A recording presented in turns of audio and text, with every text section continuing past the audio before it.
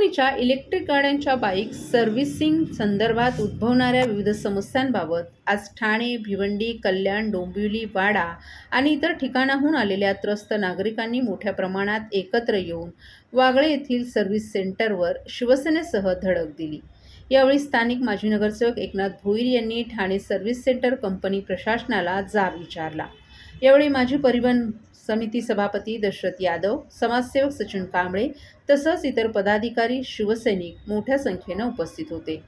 संबंधित ओला कंपनी विरोधात नगरसेवक एकनाथ भोईर आणि पदाधिकारी तसंच त्रस्त नागरिकांनी एकत्र येऊन वागळे स्टेट पोलिसात जाऊन तक्रार दाखल केली आहे। यावेळी एकनाथ भोईर आणि त्रस्त नागरिकांनी प्रसारमाध्यमांसमोर आपली बाजू देखील मांडली। अनेक नागरिकांच्या तक्रारी माझ्याकडे प्राप्त झाल्या होत्या आणि ओला कंपनी याचा सर्व्हिसिंग सेंटर या ठिकाणी आहे। ओला कंपनी गाड्या देताना अनेक ॲडव्हर्टाइज करते, रोज हजारो गाड्यांची विक्री करते, परंतु सर्व्हिसिंग सेंटरला त्यांना सर्व्हिसिंग दिली जात नाही। अनेक लोक अगदी गाड्याही आतमध्ये घेत नाही त्यांना या ठिकाणी गाड्या आतमध्ये आल्यानंतर ते बाउन्सर त्यांना अडवणूक करतात, त्यांचे मॅनेजर त्यांना उद्धट उत्तरं देतात आणि त्यानंतर सर्व्हिसिंगला सुद्धा अनेक पैसे त्यांच्याकडनं मागले जातात। परंतु या ठिकाणची त्यांचे जी काय सर्व्हिसिंग सेंटर हजारो गाड्या आज या ठिकाणी आपण पडलेल्या आहेत, आपण पाहतोय 4-4 महिने ती गाडी त्यांना EMI भरावा लागतो। कोणी लोनवर गाड्या काढलेल्या असतात, त्यांचा EMI चालू आहे, पण गाडी त्यांना वापरता येत नाही। ही परिस्थिती आहे। अनेक तक्रारी प्राप्त झाल्यानंतर मी या ठिकाणी आलो आणि मग शिवसेनेच्या स्टाईलनी त्यांना आम्ही प्रश्न विचारलेले आहेत आणि आता त्यांच्यावर FIR दाखल करण्यासाठी आम्ही काही जे कस्टमर आहेत, ते ग्राहक आहेत या कंपनीची, त्यांना घेऊन चाललेलो पोलीस स्टेशनला। त्या ठिकाणी FIR दाखल त्यांच्यावर करणं अपेक्षित आहे। तर या महाराष्ट्रामध्ये चाललेली लूट आहे। खरं तर यांचं हेड ऑफिस बँगलोरला आहे आणि बँगलोरला हेड ऑफिस आहे, इकडे ऑपरेट करतात, त्यांचे ॲडव्हर्टाइज होते, अनेक गाड्या विक्री केल्या जातात, पण सर्व्हिसिंग दिली जात नाही। सर्वसामान्यांची लूट नाही आहे का? आज गिरायक परेशान आहेत, अनेक लोक परेशान आहेत। हे चाचा मुंबईवरून आलेले आहेत, हे माझ्याकडे आले, सांगितलं साहेब असं असं आहे, माझी गाडीही घेत नाही। परवाच्या दिवशी मी गाडी बनवून घेऊन गेलो शनिवारी आणि परत ती बंद पडली। मी गाडी द्यायला आलो, टुईनकडून गाडी मी आणली, टोचनकडून गाडी आणली, परंतु या ठिकाणी गाडी माझी घेतली जात नाही। म्हणजे अशा प्रकारचे वयस्कर माणसांना सुद्धा त्रास दिला जातो। म्हणजे हा न्याय कुठे चाललेला आहे? आणि अशा प्रकारची जर सर्व्हिसिंग सेंटर, अशा प्रकारच्या कंपनी, लुटारू कंपनी जर असतील तर त्या कंपन्यांना लॉक लागले पाहिजेत असं माझं म्हणणं आहे। कारण हे ठाणे जे आहे, हे धर्मवीर आनंद दिघे साहेबांचे ठाणे आहे, हे ठाणे जे आहे हे एकनाथ शिंदे साहेबांचं ठाणे आहे आणि तिथे कदापि आम्ही अशा प्रकारची कुठल्याही प्रकारची सर्वसामान्यांबरोबर होणारी फसवणूक सहन करणार नाही। ओला कंपनीची गाडी विकत घेतात असं ग्राहकांना काय तुम्ही आव्हान कराल? ओला कंपनीच्या गाड्या ज्या विकत घेतात नवीन, त्यांना माझा विनंती आहे, आव्हान आहे की बाबा रे, या कंपनी फसवणूक करते, या कंपनीची गाडी विकत घेऊ नका, त्याची सर्व्हिसिंग होत नाहीये। सर्व्हिसिंग ज्यांनी गाड्या घेतलेल्या आहेत ते बिचारे परेशान आहेत, त्यांच्याशी तुम्ही संवाद साधा आणि त्यांच्या व्यथा ऐकून घ्या आणि मग तुम्ही खरेदी करा, कारण तुमची फसवणूक होण्याची शक्यता आहे। त्यामुळे आपण ओला कंपनीच्या या ज्या गाड्या आहेत या घेऊ नका अशी मी तुम्हाला विनंती करेल कस्टमरला सुद्धा, कारण आपली फसवणूक होणार आहे, हे स्पष्ट झालेलं आहे। अनेक हजारो लोक या ठिकाणी आता या ठिकाणी आहेत, आपण पाहतोय, सगळ्यांचा आक्रोश तोच आहे की 3-3, 4-4 महिने आम्हाला सर्व्हिसिंग मिळत नाही आणि सर्व्हिसिंग मिळाली तर ती पैसे मागितले जातात डबल टिबल आणि मजबुरी म्हणून आम्हाला ते द्यावा लागतात। आज या चाचाचा तुम्ही इंटरव्ह्यू घ्या, तो सांगेल त्याच्याबरोबर काय परिस्थिती घडलेली आहे ती, आणि त्यामुळे हे लोक आमच्याकडे आले आणि आल्यानंतर आम्ही या ठिकाणी शिवसेनेच्या स्टाईलनी त्यांना प्रश्न विचारलेले आहेत।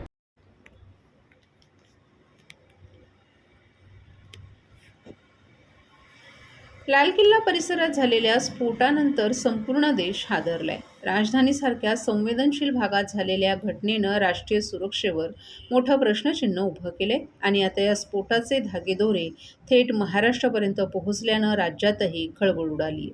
या प्रकरणाचा तपास पुढे जात असताना महाराष्ट्र ATSला काही महत्त्वाची माहिती मिळाली आहे आणि याच माहितीच्या आधारे ठाणे जिल्ह्यातील मुंब्रा परिसरात मोठी छापेमारी करण्यात आली। मुंब्र्यातील कौसा विभागातील एका शिक्षकाच्या घरावर आज छापा टाकण्यात आलाय। या कारवाई दरम्यान 2 जणांना ताब्यात घेण्यात आले आणि 4 घरांवर एकाच वेळी झडती घेण्यात आली। सध्या या दोघांची चौकशी सुरू असून काही धक्कादायक माहिती समोर येण्याची शक्यता सूत्रांकडून व्यक्त केली जात आहे। ATSच्या तपासानंतर ज्या व्यक्तीचं नाव सर्वाधिक चर्चेत आलं आहे तो म्हणजे इब्राहिम आबिदी. हा इब्राहिम आबिदी मुंब्रा-कोसा भागात भाड्यानं राहत होता.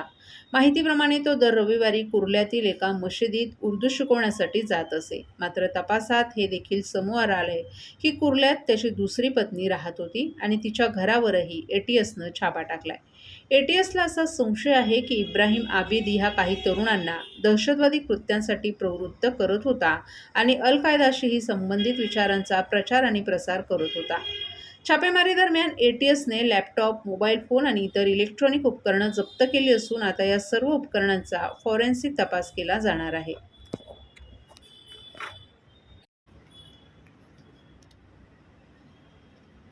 राज्याचे आरोग्यमंत्री प्रकाश आंबेडकर यांनी आज ठाण्यातील नवीन होत असलेल्या जिल्हा सामान्य रुग्णालयाच्या इमारतीची पाहणी केली. अत्याधुनिक सुविधा असलेल्या या रुग्णालयाचं लोकार्पण लवकरच पार पडणार असल्याची माहिती यावेळी देण्यात आली आहे. 10 मजली या इमारतीमध्ये एकूण 900 सुपर स्पेशालिटी बेड्स उपलब्ध करून देण्यात आले आहेत. रुग्ण आणि नातेवाईकांच्या सोयीसाठी 7 मजली पार्किंगची सुविधा उभारण्यात आली असून रुग्णालयाच्या छतावर इमर्जन्सी सेवांसाठी हेलिपॅड देखील तयार करण्यात आला आहे. या पाहणीदरम्यान आरोग्यमंत्री आंबेडकर यांनी विविध विभागांचा आढावा घेतला. उपकरणं, वॉर्ड व्यवस्था, ICU आणि रुग्णवाहिका व्यवस्थाही तपासली. मात्र या दौऱ्यात महावितरण विभागातील अधिकारी उपस्थित नसल्यानं त्यांनी नाराजी व्यक्त केली. आम्ही इतक्या मोठ्या कामाची पाहणी करण्यासाठी आलो आहोत आणि तुमच्यातील कोणीच नाही म्हणजे तुम्ही ग्रेट माणसं आहात असं सांगत त्यांनी अनुपस्थित अधिकाऱ्यांना चांगलंच झापलं. या इमारतीमुळे ठाणे आणि परिसरातील नागरिकांना अत्याधुनिक आरोग्यसेवा उपलब्ध होणार असून रुग्णालय ठाणे जिल्ह्याच्या आरोग्यसेवा केंद्र म्हणून महत्त्वाची भूमिका बजावेल अशी अपेक्षाही त्यांनी व्यक्त केली. ठाण्याचे सुपुत्र शिवसेनेचे मुख्य नेते आदरणीय एकनाथजी शिंदे साहेब यांचा ड्रीम प्रोजेक्ट म्हणून ज्याच्याकडे बघितलं जाते तो ठाण्याचं सिव्हिल हॉस्पिटल आणि सुपर स्पेशालिटी हॉस्पिटल या कामाची गती आदरणीय साहेब मुख्यमंत्री असताना सुरू झाली आणि अतिशय वेगाने हे काम सुरू आहे. काम अंतिम टप्प्यात आहे. आज सुद्धा आरोग्यमंत्री म्हणून मी येथे येत असताना एका महिन्याभरामध्ये याचं लोकार्पण कसं करता येईल, त्यासाठी काय उणीव आहेत, आधुनिक किती गतिमान काम करायला पाहिजे याच उद्देशाने इथं आलोय. ठाणे, पालघर, पलीकडच्या बाजूला रायगड आणि गुजरातला जाणाऱ्या सुद्धा गुजरात बॉर्डरपर्यंतच्या सगळ्या लोकांसाठी हे सुपर स्पेशालिटी हॉस्पिटल व्हावं अशी ठाणेकरांची भावना होती. या संपूर्ण परिसरातल्या सर्व नागरिकांची भावना होती आणि आदरणीय शिंदे साहेबांनी आरोग्य विभाग, सार्वजनिक आरोग्य विभागाचं महाराष्ट्रातलं सर्वात मोठं हॉस्पिटल अशी ज्याची ओळख होईल अशा पद्धतीचे हॉस्पिटल उभा केले. काम गतीनं सुरू आहे. MSCBचं काम आहे, बाकीचे आणि शेवटच्या टप्प्यातली जी काम आहे त्या सगळ्याची सुद्धा पूर्तता लवकरात लवकर व्हावी याच उद्देशाने आज या ठिकाणी आपण भेट दिली. हेलिपॅड देखील असणार आहे, त्यामुळे मोठी सुविधा या ठिकाणी आरोग्यासाठी मिळणार आहे.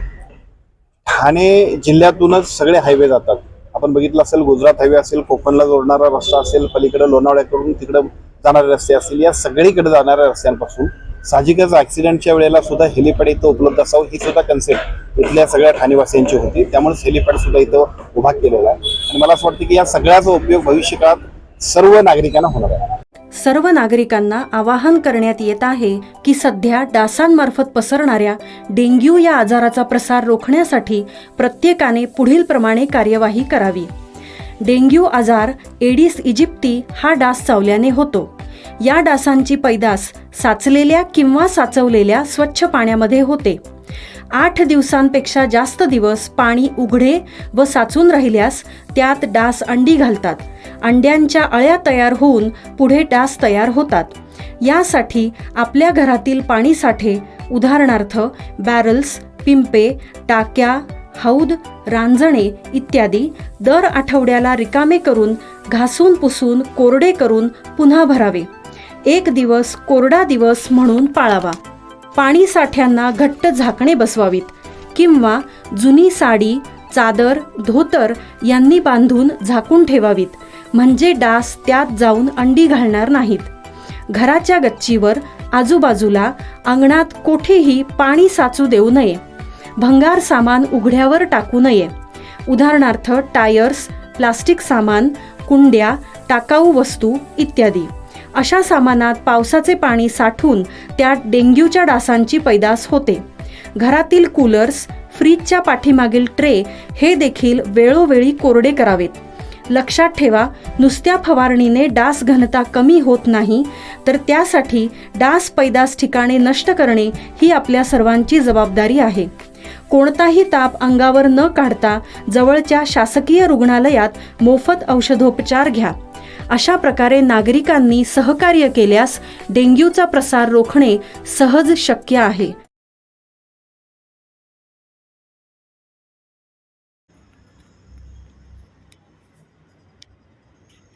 श्री साईनाथ सेवा समितीच्या वतीने वर्तकनगर येथील श्री साईबाबा मंदिराचा 39वा वर्धापन दिन उत्सव सोहळा मोठ्या श्रद्धा, भक्तिभाव आणि उत्साहात संपन्न होत आहे. 3 दिवस चालणाऱ्या या सोहळ्याची सुरुवात बुधवारी 12 नोव्हेंबर रोजी ठाण्याचे आमदार संजय केळकर आणि त्यांच्या पत्नी कमल केळकर यांच्या हस्ते साईबाबांची पूजा अर्चा आणि आरतीनं करण्यात आली. यानंतर उपस्थित साई भक्तांना आमदार केळकर यांच्या हस्ते लाडू प्रसादाचं वितरण करण्यात आलं.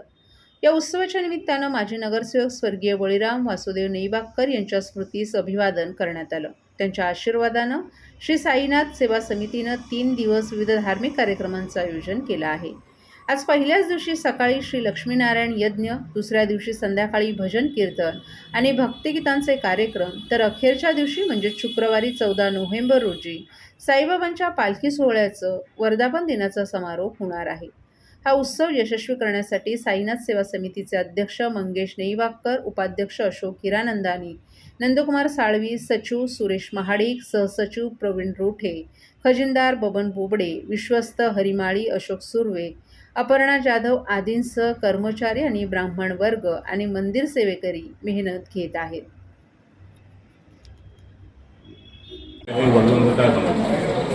श्री वर्तकनगर साईनाथ सेवा समितीचा आज दिनांक 12 रोजीपासून 39वा वर्धापन दिनाची आज शुभ सुरुवात झालेली आहे. आज प्रातः सकाळपासूनच 5 वाजल्यापासून आज माननीय आमदार संजयजी केळकर साहेब यांच्या उपस्थितीमध्ये आज पहिले बाबांचे मंगलस्नान झाले, त्यानंतर बाबांची महापूजा आरती झाली. तसेच जवळजवळ येणाऱ्या सर्व भक्तांना जवळजवळ 5 ते 6 लाख लाडू आज प्रसादासाठी तयार केलेले आहेत. ते लाडू आज साहेबांच्या हस्ते आज प्रसाद वाटप चालू झालेले आहे. तसेच आज त्यांनी व त्यांच्या पत्नींनी सपत्नीक पूजा त्यांनी संपन्न करून आज या 39व्या वर्धापन दिनाची सुरुवात केलेली आहे. आत्ताच थोड्या वेळामध्ये आपला 8 वाजता जनकल्याणार्थ लक्ष्मी नारायण याग यज्ञ सुरू होणार आहे. हा याग 14 तारखेला दुपारी 2 वाजता पूर्णाहुती होईल.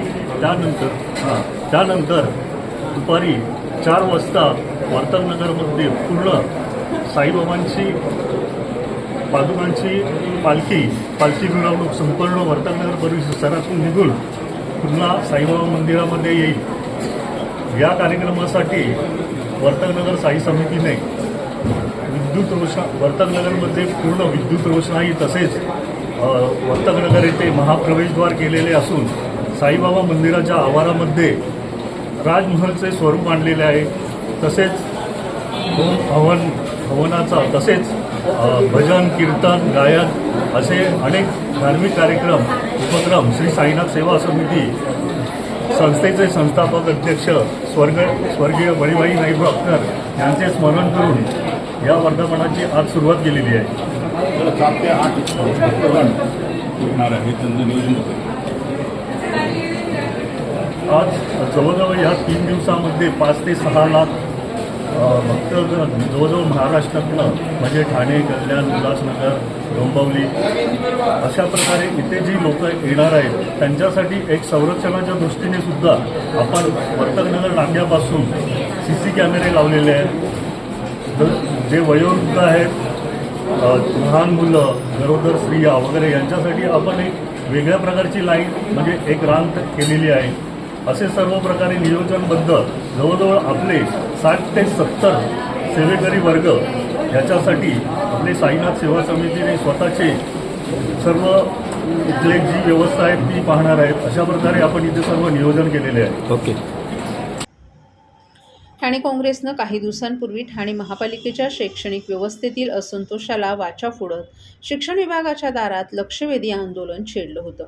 काँग्रेसच्या या आंदोलनाची दखल घेत शिक्षण विभागानं कागदी घोडे नाचवून खाजगी शाळांवरील नामफलक मराठीत लावणं तसंच स्ट्रक्चरल ऑडिट करण्याचे आदेश दिले होते. मात्र अद्याप या आदेशाची अंमलबजावणी ठाणे शहरात झाली नसून शिक्षण विभागाच्या दुर्लक्षाविरोधात काँग्रेसनं आज पुन्हा आंदोलन छेडलं. यावेळी काँग्रेस शहर जिल्हाध्यक्ष विक्रांत चव्हाण यांनी शिक्षण विभागाच्या अधिकाऱ्यांना काळं फासण्याचा इशारा दिलाय. शालेय विद्यार्थ्यांच्या हक्काची होणारी पायमल्ली, शिक्षणाचा घसरलेला दर्जा, शाळांच्या इमारतींची दयनीय अवस्था यांच्यासह असंख्य प्रश्नांकडे काँग्रेसनं लक्ष वेधलं होतं. परंतु संपूर्ण महापालिका क्षेत्रात शिक्षण विभागाकडे केवळ एकच पर्यवेक्षक असल्यानं आणि यापूर्वीच्या शिक्षण उपायुक्तांनी भरारी पथक नेमण्यासंदर्भात दिलेल्या निर्देशांची तसंच अन्य आदेशांची अंमलबजावणी न झाल्यानं खाजगी शाळांवर नियंत्रणच ठेवता येणार नाही. असं असताना शिक्षण मंडळानं दिखाव्यापुरतं पत्र देऊन आपले हात झटकल्याचा आरोप ठाणे काँग्रेसचे अध्यक्ष विक्रांत चव्हाण यांनी केलाय. तेव्हा शिक्षण विभागातील वाढत्या अनियमितता आणि विद्यार्थ्यांच्या प्रश्नांकडे दुर्लक्ष केल्यानं काँग्रेसला पुन्हा एकदा रस्त्यावर उतरावं लागल्याचं यावेळी सांगण्यात आलं.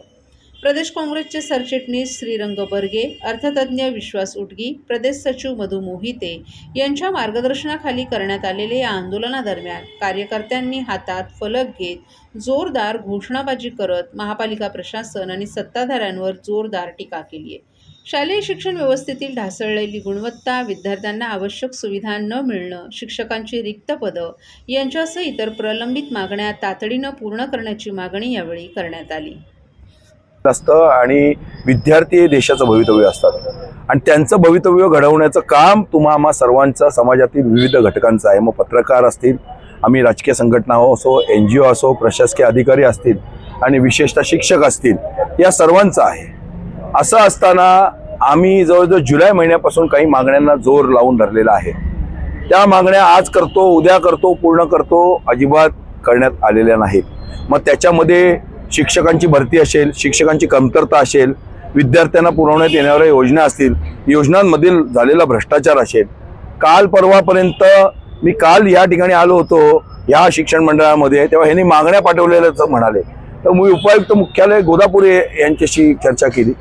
ते फोनवरती ते मला सांगतात की फाईल प्रोसेसमध्ये आहे. मला सांगा की जर विद्यार्थ्यांच्या बाबतीत विद्यार्थ्यांना चांगलं दर्जेदार शिक्षण मिळणं गरजेचं आहे, विद्यार्थ्यांचं आरोग्य सांभाळणं गरजेचं आहे, हा सगळा तुमचं आमच्या सर्वांचं कर्तव्य आहे. शाळेना ऑडिट करण्याचे आदेश दिले, शाळेना IIT VGTI मधनं ऑडिट करण्याच्या इमारतींना खाजगी शाळांना म्हणजे महानगरपालिकेच्या शाळांचा तर धज्जाच उडाला आहे.